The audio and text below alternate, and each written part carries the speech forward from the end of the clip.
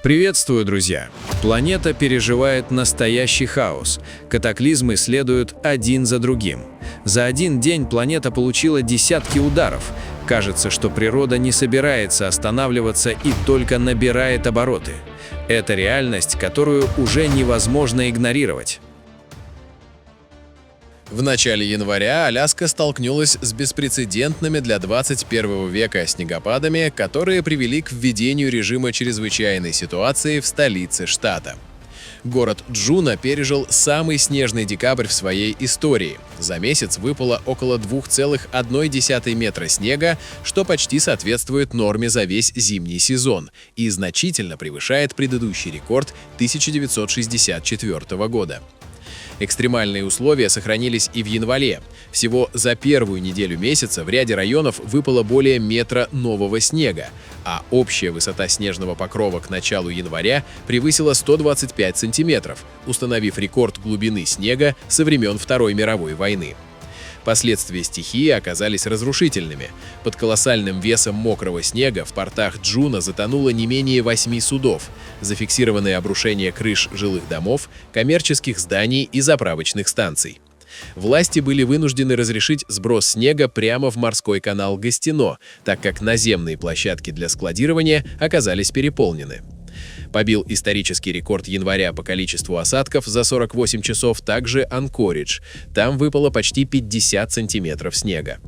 Метеорологи предупреждают, что начавшееся потепление и переход снега в дождь создают серьезную угрозу наводнений и схода масштабных лавин.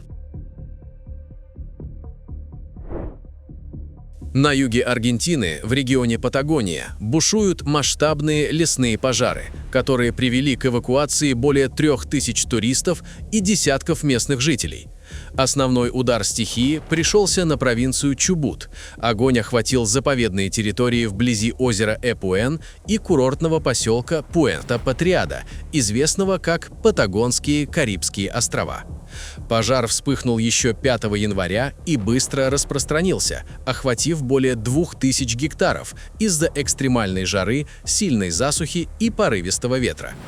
Огонь вплотную подобрался к жилым домам и перекрыл участки национальных трасс, из-за чего в регионе был введен красный уровень опасности.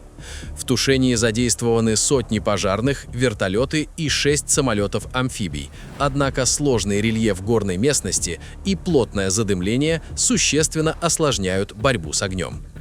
По предварительным данным властей, причиной бедствия мог стать умышленный поджог. На местах первых очагов обнаружены следы горючих жидкостей, в связи с чем правительство объявило награду в 50 миллионов песо за информацию о виновниках. Экологи выражают серьезную обеспокоенность, так как пожары уничтожают реликтовые леса нотофагуса, которые восстанавливаются крайне медленно.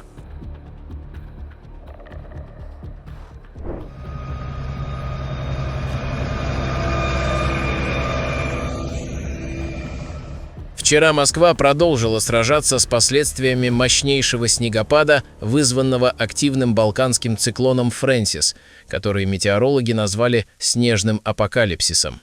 За сутки в столице выпало до 30-33 мм осадков, что составляет более 60% месячной нормы.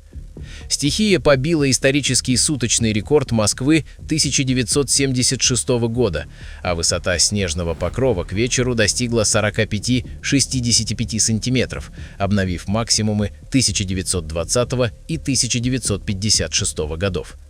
Из-за метели и порывистого ветра до 20 метров в секунду сократилась видимость в городе, а на дорогах образовались глубокие снежные заносы. В уборке снега в Москве задействовали 130 тысяч человек. В связи со сложными погодными условиями были приняты экстренные меры по очистке территорий от снега. Помимо коммунальных служб, к работам привлекли сотрудников столичных инженерных и строительных компаний. Интенсивность снегопада была такой силы, что через 2 часа после уборки все снова заметало. Для занятых в уборке людей открыли пункты обогрева и полевые кухни. Транспортная система города испытала колоссальную нагрузку. В столичных аэропортах Шереметьево, Внуково и Домодедово было задержано и отменено более 300 рейсов. Основные затруднения возникли с приемом прилетающих рейсов из-за необходимости постоянной расчистки взлетно-посадочных полос. На дорогах к вечеру ситуация обострилась. К вечеру движение на МКАД оказалось полностью парализовано, особенно в районе перед торговым центром «Садовод» в южном направлении. На Ярославском шоссе из-за непроходимых условий были введены ограничения для движения транспорта. Чтобы помочь застрявшим водителям, была организована их эвакуация в ближайшие гостиницы. Некоторые автомобилисты провели в многочасовых пробках более 7 часов. Серьезная ситуация сложилась и на федеральной трассе М8 Холмогоры, где из-за обильных снегопадов образовался 23-километровый затор. Движение встало из-за того, что тяжелые грузовики не смогли преодолеть заснеженные подъемы. Несмотря на предпринимаемые круглосуточные усилия, последствия циклона ощущались по всему центральному региону, где также фиксировались обрывы линий электропередачи и падение деревьев под тяжестью снега. Синоптики прогнозируют, что вслед за рекордным снегопадом в Москву придет резкое похолодание, которое превратит оставшиеся на дорогах массы снега в ледяные торосы.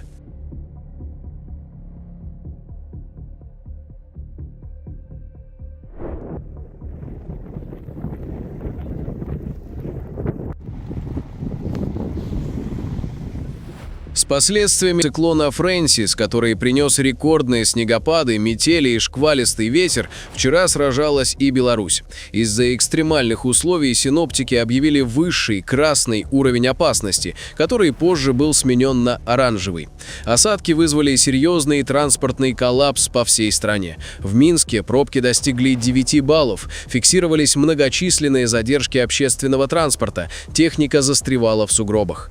МВД приняло решение о временном перекрытии участков дорог для беспрепятственной работы колонн снегоуборочной техники.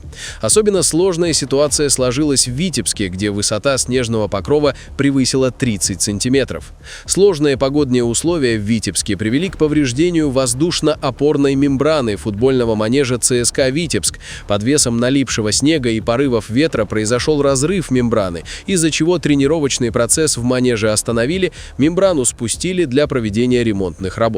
Весь день спасатели МЧС работали в усиленном режиме, извлекая из заносов автомобили. На ключевых трассах страны были развернуты мобильные пункты обогрева. Из-за непогоды в отдельных населенных пунктах Минской области были зафиксированы перебои с электроснабжением в Крупецком, Михановичском и Боровлянском сельсоветах. Подготовка к ухудшению погоды велась заранее, и это позволило оперативно среагировать на возникшие трудности. В Белгидромете сообщили, что после сильных снегопадов в Беларуси ждет резкое похолодание. Осадки начнут ослабевать, однако температура воздуха в ближайшие дни опустится до минус 26 градусов. Причиной станет поступление холодных арктических воздушных масс на фоне ослабевающего южного циклона.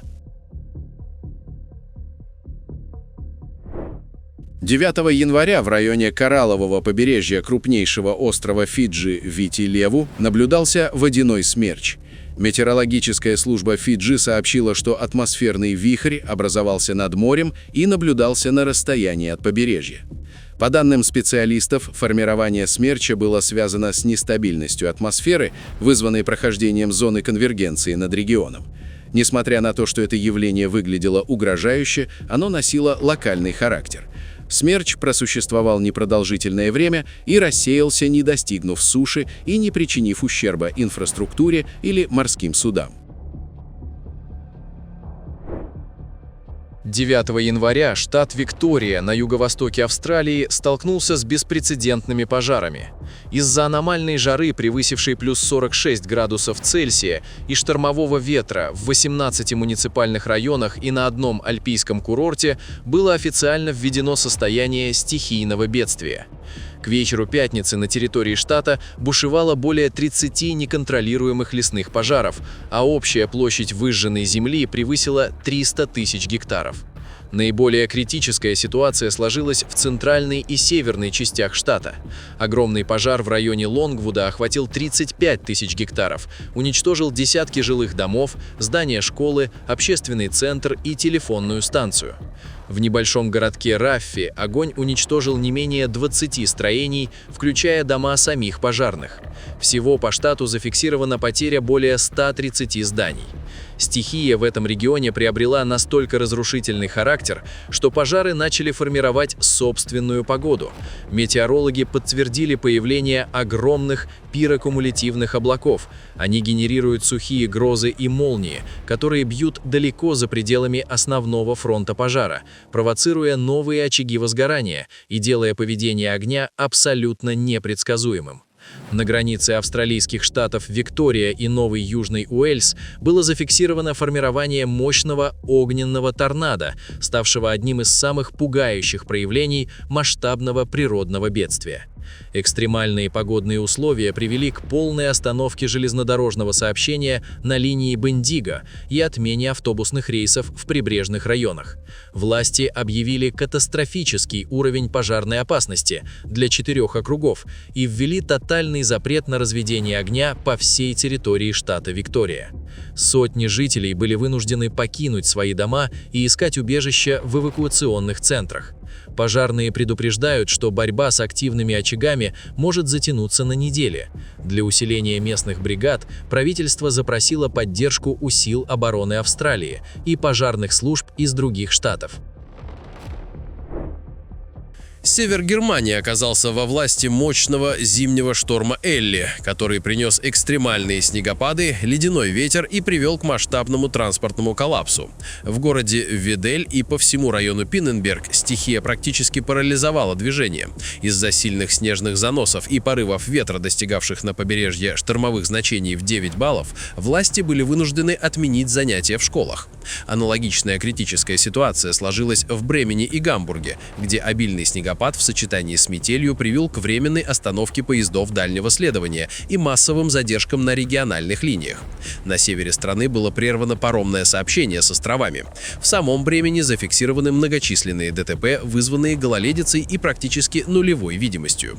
Шторм Элли затронул не только Германию, но и соседние страны, став частью масштабного погодного фронта, принесшего аномальные холода в Европу в начале года. Вечером 8 января жители Бирмингема в графстве Уэст-Мидлендс наблюдали, как небо над городом окрасилось в ярко-фиолетовые и неоново-розовые тона. Необычное свечение совпало с приходом мощного зимнего шторма Гарети, который принес в регион обильный снегопад и низкую облачность. Метеорологи вскоре разъяснили истинную причину феномена. Оказалось, что источником интенсивного света стали мощные светодиодные фитолампы, установленные на стадионе Сент-Эндрюс клуба Бирмингем-Сити. Эти панели используются в зимний период для стимуляции роста газона и его восстановления между матчами. Из-за специфических погодных условий, плотных низких облаков и падающего снега, атмосфера стала работать как гигантский отражатель. Кристаллы снега и капли воды эффективно рассеивали короткие синие волны света, пропуская и усиливая длинные красные и розовые волны от стадионных прожекторов, что и создало эффект светящегося фиолетового купола над городом. Похожий эффект наблюдался и в соседнем Стаффордшире, где небо подсветили лампы стадиона клуба Хэнсфорд Таун. На филиппинском острове Лусон была зафиксирована новая активность одного из самых опасных вулканов страны – Тааль. Филиппинский институт вулканологии и сейсмологии сообщил о кратковременном фреатомагматическом извержении, которое произошло в главном кратере вулкана. В результате взрывного взаимодействия магмы с водой над вершиной поднялся столб пепла и пара высотой около 900 метров. Шлейф протянулся в юго-западном направлении. Извержению предшествовал сейсмический толчок, зафиксированный станцией Калауит за 6 минут до выброса. Несмотря на активность, уровень опасности в регионе сохраняется на первой отметке, однако специалисты предупреждают о возможности внезапных паровых взрывов и выбросов ядовитых газов. Власти Филиппин напоминают о строгом запрете на вход в постоянную опасную зону вулкана Тааль, учитывая его непредсказуемость. На данный момент ситуация в провинции Батангас остается спокойной, однако службы экстренного реагирования находятся в состоянии готовности на случай усиления вулканических процессов.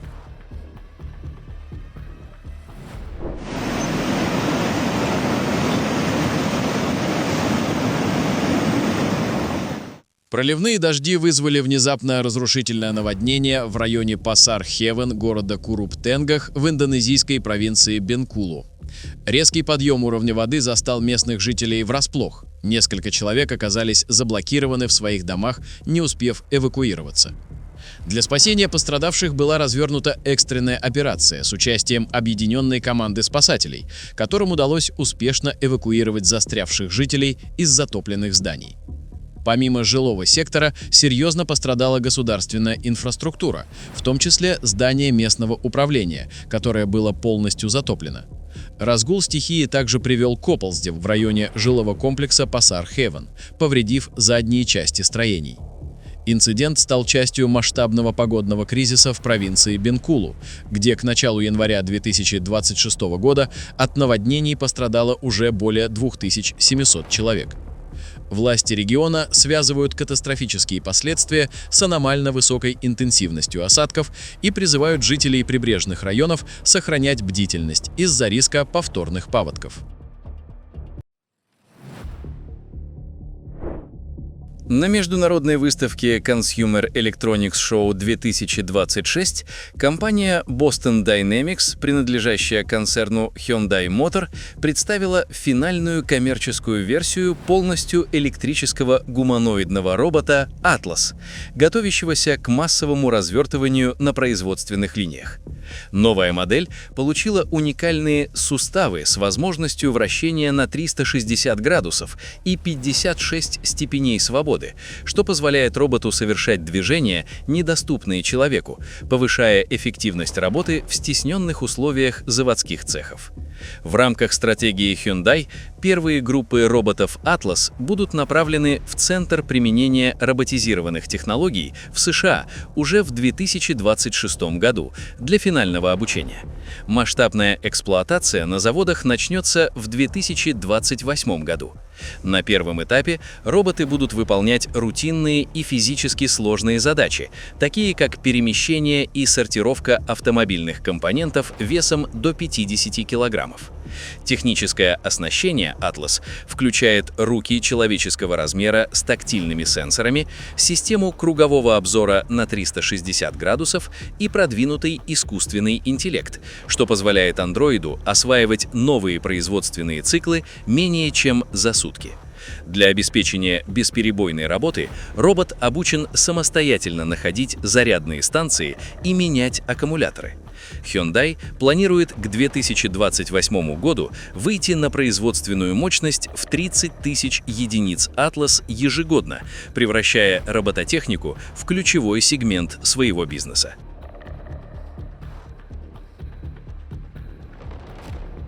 Друзья, на этом наш выпуск завершен. Будем рады видеть вас снова. Подписывайтесь и до встречи завтра в новом выпуске.